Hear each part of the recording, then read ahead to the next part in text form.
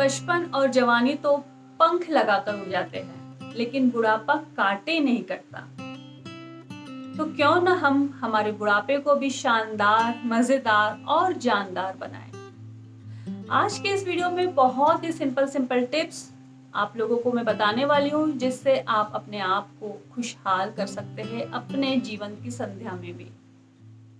दोस्तों, मैं हूँ मोटिवेशनल स्पीकर माधुरी साडा और मेरे चैनल को सब्सक्राइब जरूर कर लीजिए दोस्तों, क्योंकि आप ही लोगों के जीवन में खुशियां लाने की मैं कोशिश करती रहती हूँ। और बेल आइकॉन को दबाइए ताकि आपको नोटिफिकेशंस जरूर मिल जाए। पिछले वीडियो में मैंने बात की थी दोस्तों कि 40-45 की उम्र के होते होते हमें ऐसे क्या टिप्स अपनाने चाहिए, ऐसा क्या काम करना चाहिए जिससे हमारा बुढ़ापा बहुत अच्छे से सुखमय तरीके से निकल सके। और यदि आप एक्सपीरियंस पीपल हो गए हैं, यदि आप अब सीनियर सिटीजन की कैटेगरी में आ गए हैं, तो खुद के लिए ऐसा क्या करें कि ये जीवन, ये जो जिंदगी है, हंसते हंसते खुशहाली से कट जाए। आज इस बारे में हम बात करेंगे। टिप्स बहुत छोटे छोटे सिंपल है, आप सबको पता भी होंगे शायद, लेकिन दोस्तों मैं आप लोगों को यह कहना चाहती हूँ कि पता होने के बावजूद भी हम टिप्स को फॉलो नहीं करते हैं, अपने जीवन में अप्लाई नहीं करते। यदि आज का ये वीडियो देखने के बाद में आप प्रण लेते हैं कि अब मैं ये सारे टिप्स फॉलो करूंगा या करूंगी और अपने जीवन में बदलाव लाऊंगी, तो मेरे लिए ये बहुत फक्र की बात है। मेरे लिए ये वीडियो बनाना सफल हो जाएगा। दोस्तों, बहुत ही छोटे छोटे और सिंपल टिप्स है, बस आपको रेगुलर इनको फॉलो करना है। छोटे छोटे स्टेप्स भी बहुत बड़े बड़े परिणाम लाते हैं जीवन में, करना इनको रेगुलर पड़ेगा। सबसे पहले खान पान के बारे में बात करना चाहती हूँ। जवानी में हमने सब कुछ खाया पिया चखा, तेल मिर्च मसाले फास्ट फूड सब कुछ, जब समय मिला जब इच्छा हुई तब खाया तब पिया। लेकिन अब दोस्तों हमारे शरीर के अंदर की ये मशीन थोड़ी पुरानी हो गई है, इसलिए कमजोर भी हो गई है। क्योंकि किसी भी मशीन का अगर हम रेगुलर यूज करते हैं और वो पुरानी हो जाती है तो वह थोड़ी कमजोर तो होती ही है। तो अब आपके शरीर की मशीन को इतना गरिष्ठ भोजन किसी भी टाइम बे टाइम पे खाना हजम नहीं होगा, पचेगा नहीं। तो आप अपने जीवन में हल्का, सुपाच्य, ताजा और गर्म यह खाना को ही अपने जीवन में स्थान देना है। आपको समय समय पर, मतलब कुछ इंटरवल के बाद खाना एक साथ में बहुत ज्यादा खाना नहीं खाना है। किसी भी समय नहीं खाना है। आपको अपने समय को फिक्स करना है कि मुझे इसी समय खाना है। आपका जो भी रूटीन है आपको उसके हिसाब से अपने टाइमिंग को सेट करना है। ये बहुत जरूरी है।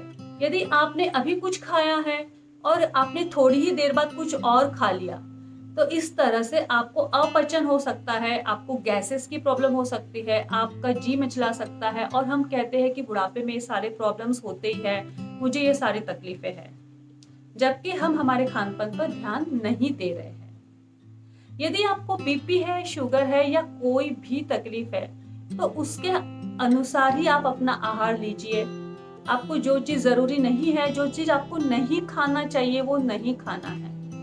इस जीभ के क्षणिक सुख के लिए केवल 1 या 2 या 5 सेकंड तक वह टेस्ट आपकी जीभ पर रहने वाला है। उस क्षणिक सुख के लिए हम बहुत लंबा दुख झेलते हैं। इस बात को आप नोट डाउन कीजिए, ध्यान रखिए।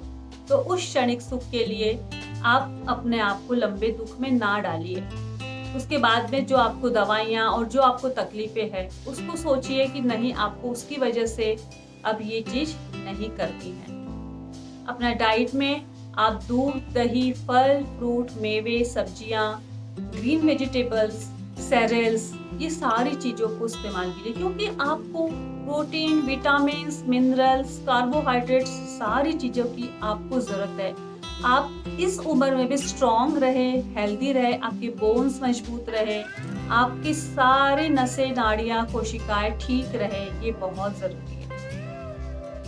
दूसरे पॉइंट की दोस्तों यदि बात करूं मैं, तो उसके बाद में बात आती है फिजिकल फिटनेस की। जी हाँ फ्रेंड्स, यदि बुढ़ापे में आपके थोड़े हाथ पैर दर्द, कमर दर्द, घुटने दर्द ये शुरू हो भी गए हैं, तो भी आपको वॉकिंग करने के लिए जाना ही जाना है। धीरे धीरे ही सही, 1 या 2 चक्कर ही सही आप जरूर कीजिए। घर में भी आप एक जगह पर बैठे मत रहिए, खुद का काम खुद करने की कोशिश कीजिए।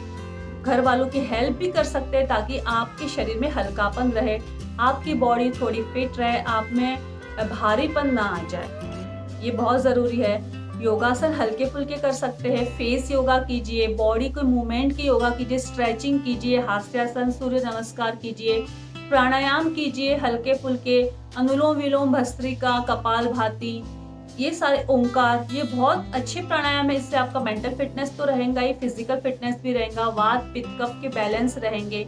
ये सारी चीजों के लिए आपको ये सब करना बहुत जरूरी है। तो फिजिकल फिटनेस की तरफ आप थोड़ा ध्यान दीजिए।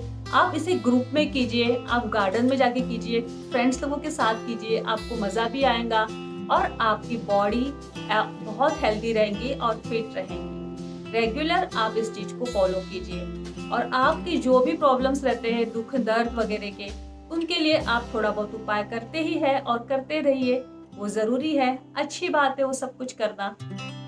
थर्ड पॉइंट की दोस्तों बात करूं तो थर्ड पॉइंट है एंटरटेनमेंट। अपने फ्रेंड्स लोगों के साथ में समय बिताना सभी को अच्छा लगता है, तो बुढ़ापे में भी आप अपने फ्रेंड्स लोगों के पास जाइए, जोक्स, गपशप, किस्से, कहानियां सब कुछ उनके साथ में शेयर कीजिए, हंसिए, खिल खिला के हंसिए, मजे कीजिए।